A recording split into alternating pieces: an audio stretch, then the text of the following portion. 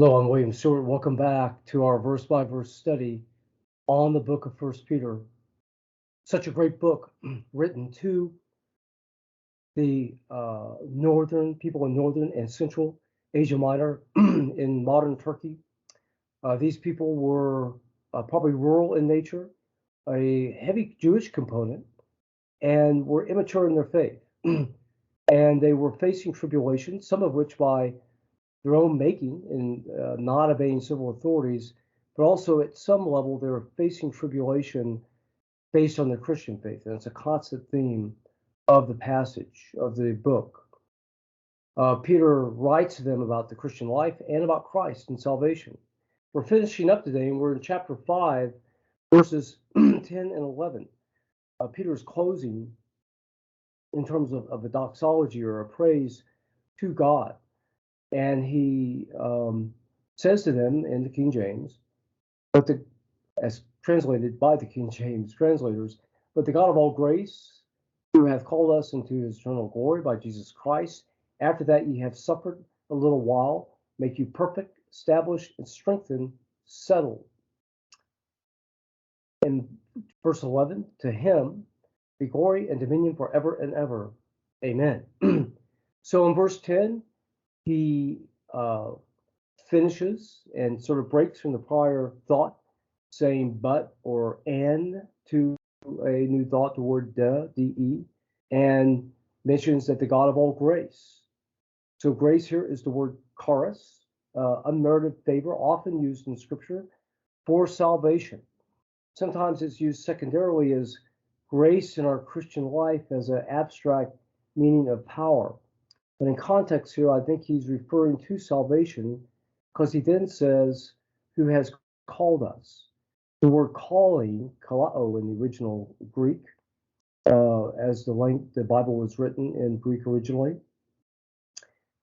is almost always used, I think, except one time, as the calling to our salvation. God calls us to believe. It's not something we do ourselves. So the God of grace who's given us salvation has called us to that salvation, and he's praying or wishing that that they would have 4 elements after they've suffered a little while. So he's recognizing again that they're suffering at some level, and this is taking a toll on them, and he's encouraged them throughout the book to make sure they've suffered for the right reasons, godly reasons, but to maintain, because the joy they'll have in their salvation far surpasses any suffering they may have now. So he wishes them that he indicates God will perfect them. The word here is artios, otherwise mature them, establish them, strengthen them, and give them a foundation.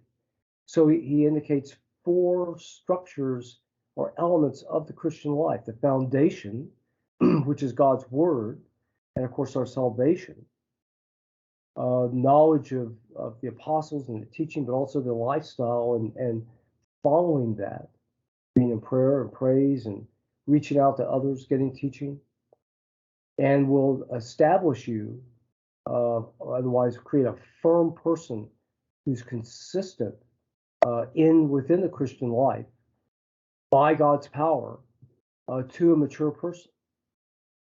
So that he thinks is a great goal for them. It'll help them in their suffering, but it might also limit their suffering in terms of not doing the wrong things. And as they mature, they'll be able to trust and maybe trust that suffering to God more in all joy, and in prayers, perhaps that suffering will also be limited.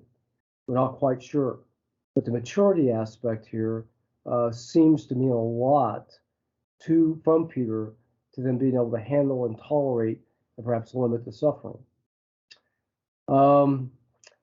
So it's in a sense a real model for the Christian life. We have a foundation of God's word. We're established in knowledge and action upon that, using God's power, as we know from Ephesians 6:10-17, and then becoming mature believers with the mindset and speech consistent with Scripture. So verse 11 finishes, to him, to otherwise God, be the glory and dominion forever and ever. Amen. So he's ending his in prayer here, if that is what you can call it, by expressing praise to God, that he deserves glory for what he's done for us, especially salvation, but all his actions and all of God's character deserves glory, and wishing and praying for his dominion forever. And of course, he'll do that through Christ and his reign as king. Amen. Amen. It means trust, so be it, faith, from the Hebrew originally. So the Hebrew word amen. Okay, thank you for joining me for First Peter. It's been a great book. There we have a lot of choices of other videos and different books, different teachers. Also major themes of Scripture, prophecy. So please look at our index and see what would interest you. I hope that you've gained a lot out of this series, and look forward to seeing you on other series as well. Thank you so much.